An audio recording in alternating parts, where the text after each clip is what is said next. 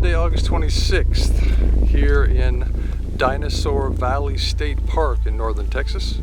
And we're just here watching the volunteers re-uncover the Acrocanthosaurus footprints that were made here approximately 113 million years ago in this riverbed, and also to look at the structure of the river itself. In the bottom layer of the riverbed, we don't see any section seams.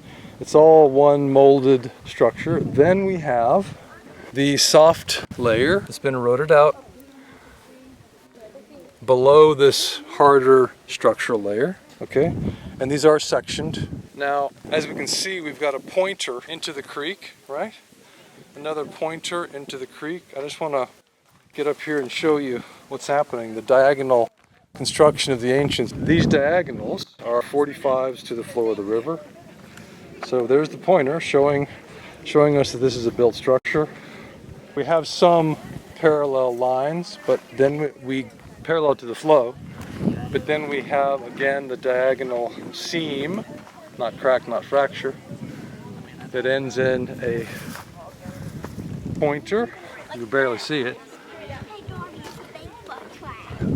directly across the river. Sometimes we get the pointers pointing back, right? But I always look at the pointers across the river as signs that it's a built river.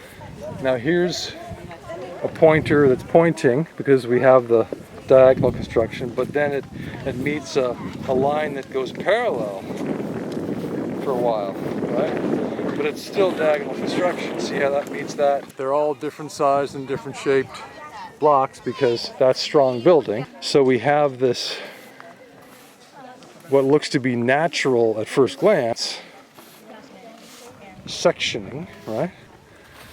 But the pointers consistently tell us the diagonal construction. You see these lines, these seams, not fractures, not cracks, these seams in ancient concrete.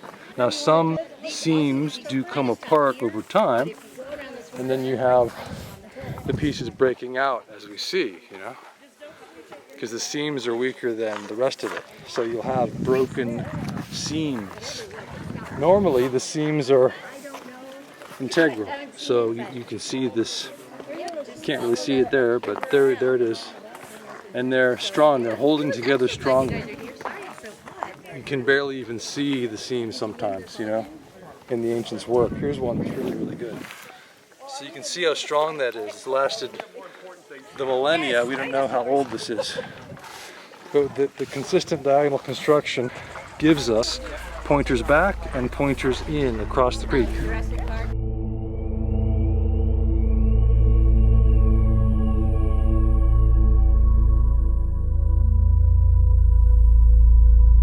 They built with many different angles, right, to achieve different sized and different shaped stones that still, well, concrete sections, not natural geology, that still eventually come out, that still eventually get eroded out because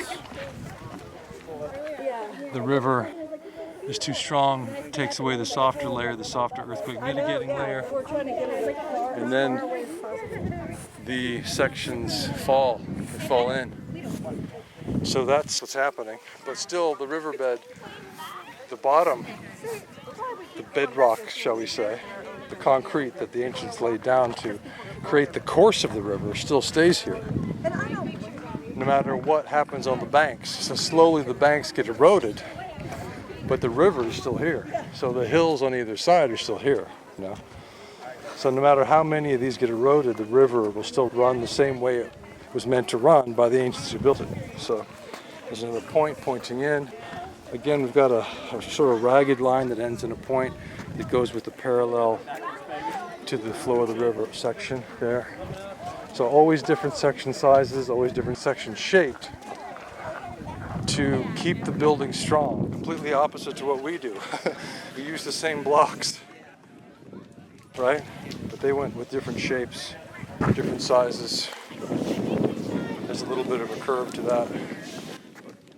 But primarily in the layer above the softer earthquake mitigating layer, they have diagonal construction mixed with the parallel to the flow of the river construction.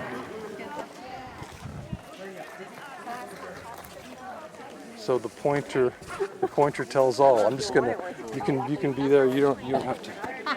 The pointer tells all. Now we got another point pointing in this way.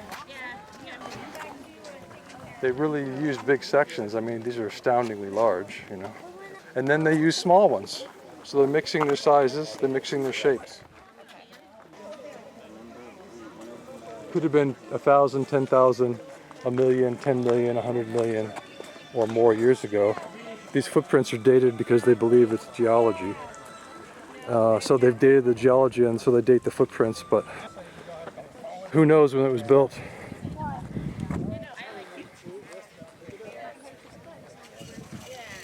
So let's just take a tour down this really beautiful concrete that the ancients laid down, because they wanted this river to be right here, and they built it really strong. But even so, it is coming apart, you know, little by little. You gotta wonder how old this thing is. Look at these seams, they're so strong for all this time. So meticulously done. In geology, well, with a straight face, we'll call these cracks and fractures. Well, it's not fracturing, okay? It's not breaking apart, it's being joined strongly together, really, really strongly. And only as the sections, the different size and different shaped sections, are being undercut as the river takes out the earthquake mitigating layer below. Only when that happens do the sections begin to break out at the seams. So then, instead of having a seam that's that strong, we have a seam that's that strong. So we have the two. We have the one that's not broken out yet, and the one that's being broken out. So little by little, the river finds a weakness in the seams. So even on one side of this, we have a strong seam on the left and a seam that's breaking out on the right. So strong seam right here, one that's starting to break out. Why? Because this guy's been undercut by erosion, little by little, and they all end up downstream in this big pile. But they have lasted this long. It's amazing. Strong seam, super strong seam. Let's take a photo. We have the pointer, and we can also see very clearly the texturing that they've done on this particular section, and on all the sections here. It's rather reminiscent of the Bosnian Pyramids claystone blocks that are used to create that structure.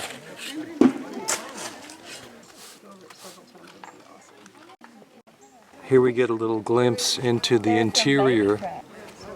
We're looking at the interior of these sections, so we can see it's homogeneous material, right?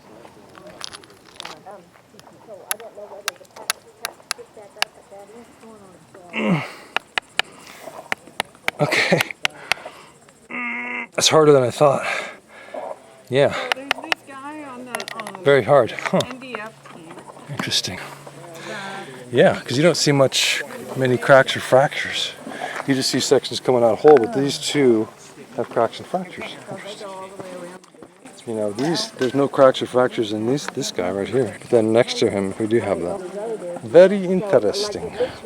So we have the erosion as the river goes down, down, down, eroding the soft earthquake mitigating layer below, right?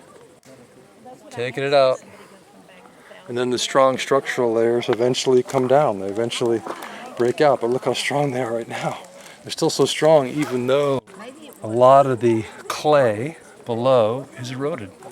And you can see it's clay, soft earthquake mitigating clay, just like in the Bosnian Pyramid complex.